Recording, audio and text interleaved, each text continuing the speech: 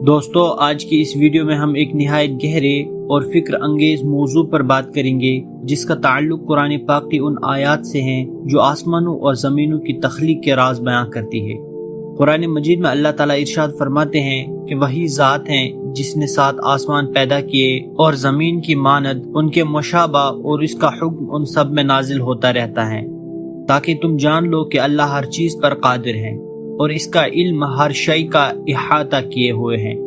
اسی طرح سورۃ البقرہ میں ارشاد ہوتا ہے کہ اللہ وہی ہے جس نے زمین میں موجود تمام چیزیں تمہارے لیے پیدا کی، پھر آسمان کی طرف توجہ فرمائی اور انہیں 7 آسمانوں کی صورت میں درست کیا، اور وہ ہر چیز کا علم رکھتا ہے۔ ان آیات پر غور کرنے سے ایک نہایت حیرت انگیز حقیقت سامنے آتی ہے کہ آسمان جو ہم اپنی آنکھوں سے دیکھتے ہیں یہ مکمل کائنات نہیں، بلکہ اس سے کہیں آگے اور بھی آسمان موجود ہے جو ہماری سوچ اور نگاہ سے بہت دور ہے۔ اور بالکل اسی طرح زمین کے بارے میں بھی قرآن 7 زمینوں کا ذکر کرتا ہے، جس سے یہ سوال جنم لیتا ہے کہ کیا واقعی ہماری زمین جیسی اور زمینیں بھی موجود ہیں جہاں زندگی ہو سکتی ہے، یا پھر اس سے مراد زمین کی وہ تہیں ہیں جو ہماری زمین کو محفوظ بناتی ہیں، جیسے کرسٹ، مینٹل، کور، میگنیٹک فیلڈ یا اوزون لیئر اور دیگر قدرتی حفاظتی نظام جو زمین پر زندگی کو قائم رکھنے کے لیے ضروری ہیں۔ آسمانوں کے بارے میں قرآن میں 250 سے زیادہ مقامات پر ذکر آیا ہے۔ سورۃ النبا میں فرمایا گیا کہ ہم نے تمہارے اوپر 7 مضبوط آسمان بنائے، اور سورہ بنی اسرائیل میں فرمایا گیا کہ 7 آسمان اور زمین اور جو کچھ ان میں ہے سب اللہ کی تسبیح بیان کرتے ہیں، مگر تم ان کی تسبیح کو سمجھ نہیں پاتے۔ اس سے واضح ہوتا ہے کہ اللہ تعالیٰ نے ایک نہیں بلکہ 7 آسمان تخلیق کیے، اور ہر آسمان اپنی وسعت اور شان میں دوسرے سے مختلف ہیں۔ احادیث میں آتا ہے کہ معراج کے سفر کے دوران نبی کریم صلی اللہ علیہ وسلم 7 آسمانوں سے گزرے۔ پہلے آسمان پر حضرت آدم علیہ السلام سے ملاقات ہوئی جسے دودھ سے زیادہ سفید قرار دیا گیا۔ دوسرے آسمان پر حضرت عیسیٰ اور حضرت یحییٰ علیہ السلام سے ملاقات ہوئی جو چمکتے لوہے جیسا تھا۔ تیسرے آسمان پر حضرت یوسف علیہ السلام سے ملاقات ہوئی جو تانبے کا بنا ہوا بتایا گیا۔ چوتھے آسمان پر حضرت ادریس علیہ السلام سے ملاقات ہوئی جو چاندنی جیسا تھا۔ پانچویں آسمان پر حضرت ہارون علیہ السلام سے ملاقات ہوئی جو خالص سونے جیسا تھا۔ چھٹے آسمان پر حضرت موسیٰ علیہ السلام سے ملاقات ہوئی جو موتیوں سے مزین تھا، اور 7ویں آسمان پر حضرت ابراہیم علیہ السلام سے ملاقات ہوئی جہاں بیت المعمور موجود ہے، جس کا ہر روز 70,000 فرشتے طواف کرتے ہیں، اور جو ایک بار طواف کر لے دوبارہ اس کی باری نہیں آتی۔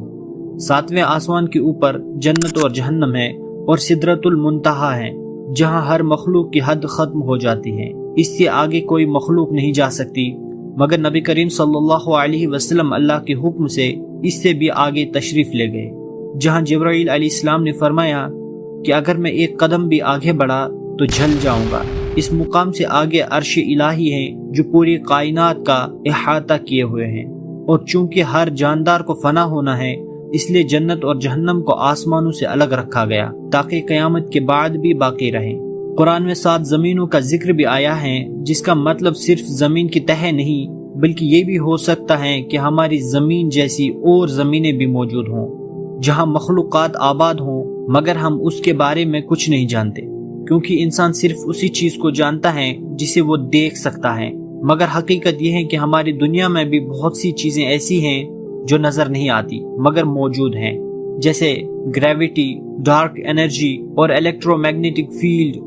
اسی طرح آسمانوں کا تصور بھی بعید از عقل نہیں۔ سائنس کے مطابق بگ بینگ تھیوری یہ بتاتی ہے کہ کائنات ایک نقطے سے وجود میں آئی اور مسلسل پھیل رہی ہے، اور قرآن نے 1400 سال پہلے ہی فرمایا تھا کہ آسمان اور زمین جڑے ہوئے تھے، پھر ہم نے انہیں جدا کیا اور ہر زندہ چیز کو پانی سے پیدا کیا۔ اسی طرح قرآن یہ بھی بتاتا ہے کہ اللہ آسمان کو تھامے ہوئے ہیں کہ وہ زمین پر نہ گر پڑے۔ اس کا مطلب یہ ہے کہ کائنات کا ایک مضبوط نظام ہے جو اللہ کے حکم سے قائم ہے۔ اگر یہ نظام ختم ہو جائے تو سب کچھ تباہ ہو جائے گا۔ آج سائنس مانتی ہے کہ ایک دن کائنات کا پھیلاؤ رک جائے گا اور پھر سکڑنا شروع ہو جائے گا، بالکل غبارے کی طرح، اور یہ سب اللہ کی قدرت کی نشانیاں ہیں۔ انسان آج ٹیکنالوجی کے عروج پر ہونے کے باوجود پہلے آسمان کی حد تک بھی نہیں پہنچ سکا، اور یہ اللہ کا چیلنج ہے کہ انسان آسمانوں اور زمینوں کے دائرے سے باہر نہیں نکل سکتا۔ یہ سب کچھ اس بات کا ثبوت ہے کہ یہ کائنات خود بخود نہیں بنی، بلکہ اسے ایک عظیم خالق نے پیدا کیا جس کا علم ہر چیز پر محیط ہے۔ امید ہے کہ آج کی یہ ویڈیو آپ کے لیے علم اور فکر کا ذریعہ بنی ہوگی۔ اگر ویڈیو پسند آئے تو لائک کریں، چینل کو سبسکرائب کریں اور اگلے ویڈیو تک اجازت دیں۔ اللہ حافظ۔